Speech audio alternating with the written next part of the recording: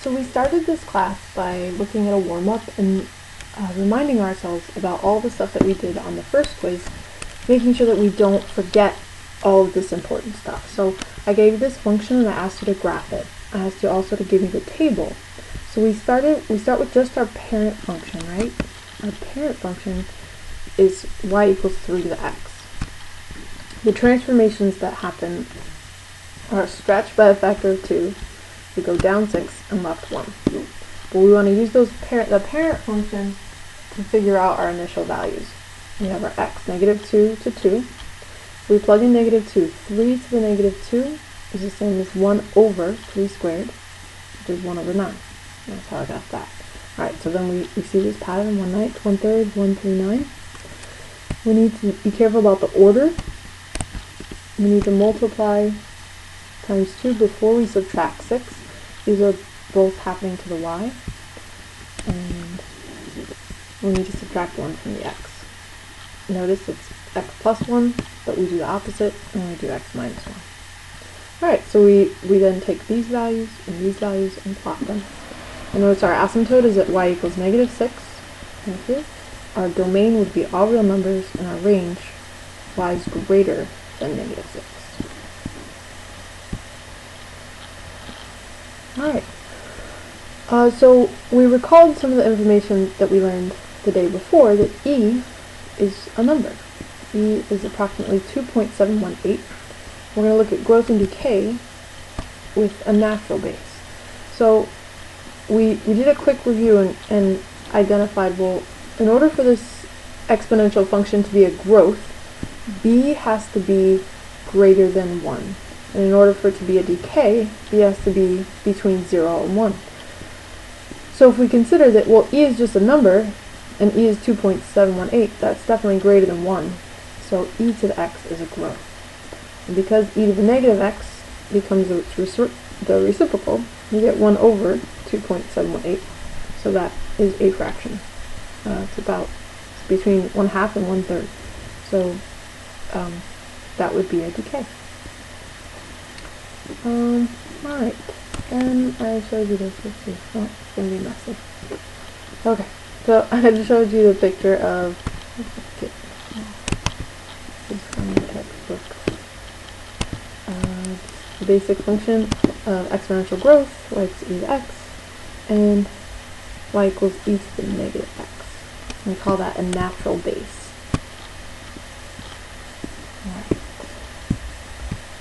What else did we do?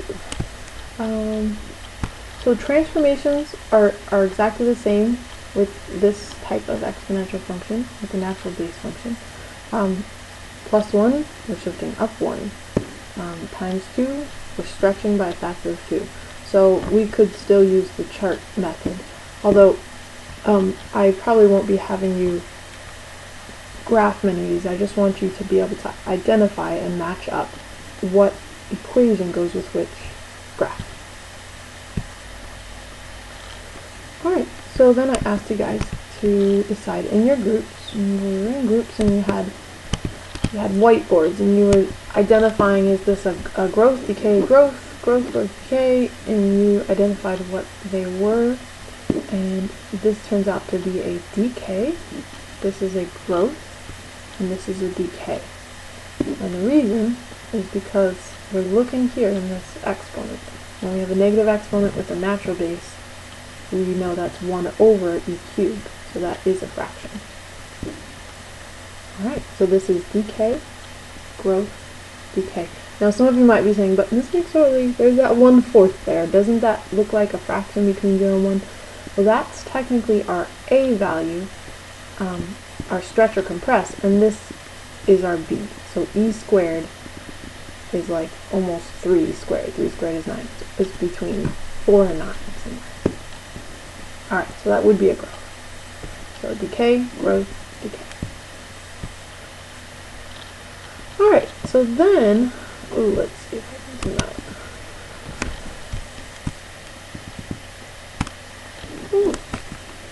There we go. Okay, so I asked you as a group to identify the asymptote, the domain, and range. Here, the asymptote is y equals 1, domain, all real numbers, And range, y, all y is greater than 1. Let's actually look at the graph. Okay, so asymptote y equals 1. Domain, all real numbers, range y greater than 1. And if you notice the end behavior, as x's approach negative infinity, the y's approach the asymptote. So we say it approaches 1. And as x's approach positive infinity, as we go to the right, the y's approach positive infinity. Notice this is different than before where we had infinity, infinity. Now we're actually approaching a number, whatever the asymptote is. Alright, so I gave you a couple more. This was a decay. Negative 3 is our asymptote. Y equals negative 3. Right, so here's our information. Notice that just because it's a decay, it doesn't mean it's the range is y is less than. What makes my range change from y is greater than the asymptote to y is less than the asymptote? Yes, that's a question. What makes it change? If you said a negative out in front here, you are correct. When we put the negative there, right, it reflects it over the x-axis. And I'm thinking, well, really it's reflecting over the asymptote. So, anyways, it ends up being below the asymptote. Alright. What else? Okay, so this was an example of more what I'm going to be asking you to do, and that is to be able to match up. So a couple things you can ask yourself. That's an equal sign, not a negative. It kind of looks like a negative, but it really is an equal sign. So this says e to the negative 2x plus 1. We know asymptote is at 1. Is this asymptote at 1? No. Is this asymptote at 1? No. This one is at 1. Well, that's the only one that has an asymptote at 1. Okay, but we can check the other things. It's a decay function. This negative in the x, e to the negative 2x gives me a decay. Alright, so I would pick C for 29. You identify 30, 31, and 32. You may have already done this in your groups, but also decide what those are. Go ahead and hit pause for a second. The answers will come up in just a second, so hit pause.